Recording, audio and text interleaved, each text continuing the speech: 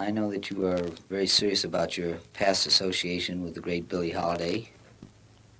That association has a lot to do with this album and also your music in general. Would you care to discuss that?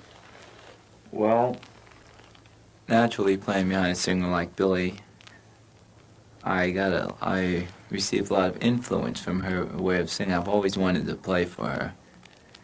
And she helped my phrasing so much because she made me so aware of words so that I would try to study the lyrics of a tune before I try to play it. Like, for instance, the numbers on the album that we're doing now, the You Don't Know What Love Is. I'm very aware of the words, and I try to bring that out when I'm playing the melody. She helped me along those lines. And of course, the tune that she wrote the lyrics of, I feel very close to that because I was there when she got them together. We were on a plane going to San Francisco, and we had about 7 hours to kill, you know, nothing to do on the plane but just sleep or talk.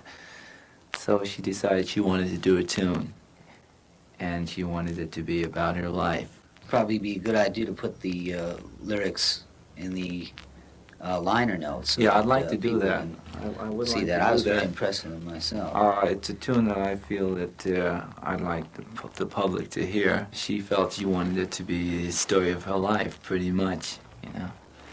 This is going back a bit, but I wonder when you first heard Billie.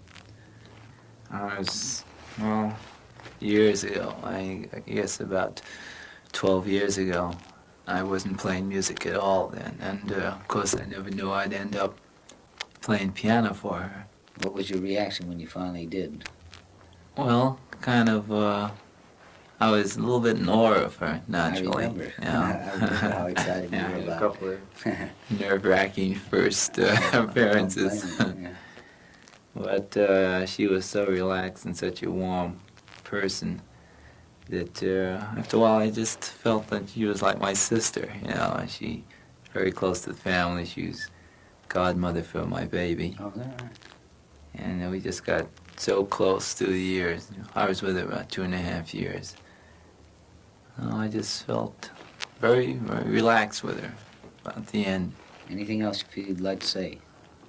Well, I always wanted to dedicate an album to Billie. In fact, we did one before for Lady. We did all the tunes associated with Lady, and I did a couple of the arrangements and played on the date.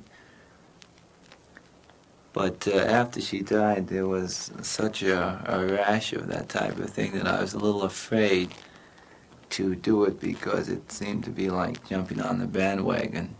Mm-hmm.